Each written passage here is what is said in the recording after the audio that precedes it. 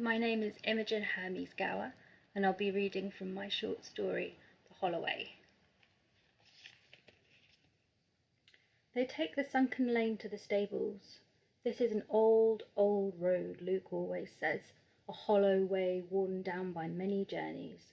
The banks are high as Evie's nose, only just far enough apart to let a car through, and for every type of plant you find in the hedgerow, you can add another 100 years to its age.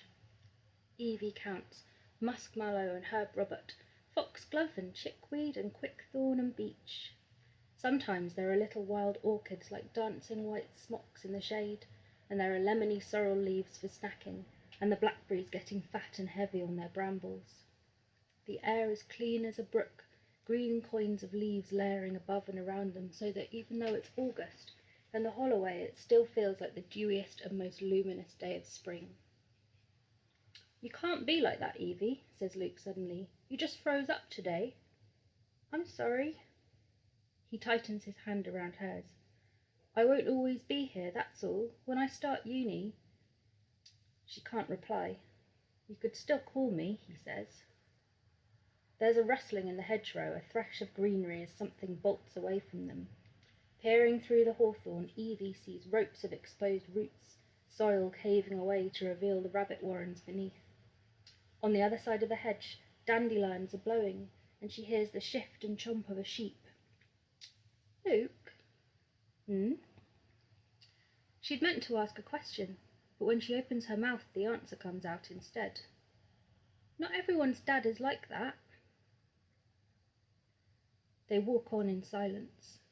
Luke's face is still, and his eyes are raised up to the branches closing above them, where something is hopping and calling, making the boughs waver with an invisible weight. "A goldfinch must be," he says.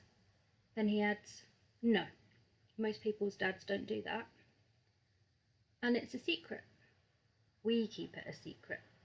Maybe people know about it." "They definitely don't, Luke," she says earnestly. "If they knew, they'd do something about it." Dad has some kind of magic, she thinks, that he does these things and nobody sees them. It even works on Mum. It works on Evie too, kind of, because she keeps quiet without being told.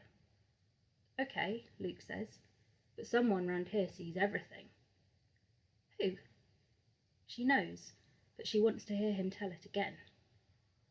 "The pixies." "No." "Yep. See, a Holloway is a barrier between one man's land and the next. It's the most in-between sort of place there can be. So when you're walking here, you can be sure you're walking with the pixies. They're tricksy and they're always watching, but if you're good in your heart, they'll be good to you. This is their land before it's ours," he prompts her. "And we don't muck about on it," she finishes. She always walks lightly here, swift and businesslike in a way she feels the pixies will approve of, with her head held up and her fists at her sides. She never yanks the nesty roots of plants from the bank, or kicks in the rabbit warrens. In her mind she tells the pixies, "I love this place, just like you do," and hopes for a sign of their approval. Dad's magic is strong, but the pixies' magic is stronger. She's sure of that. Still, because she's begun to wonder if she's too big for stories, she says, "I'm not sure." "Think what you like," says Luke. "They're out here, and they can see when things aren't right." "They haven't done anything about it." "Not yet." The Holloway rises up out of the valley, its banks shrinking, the trees opening out into sunshine.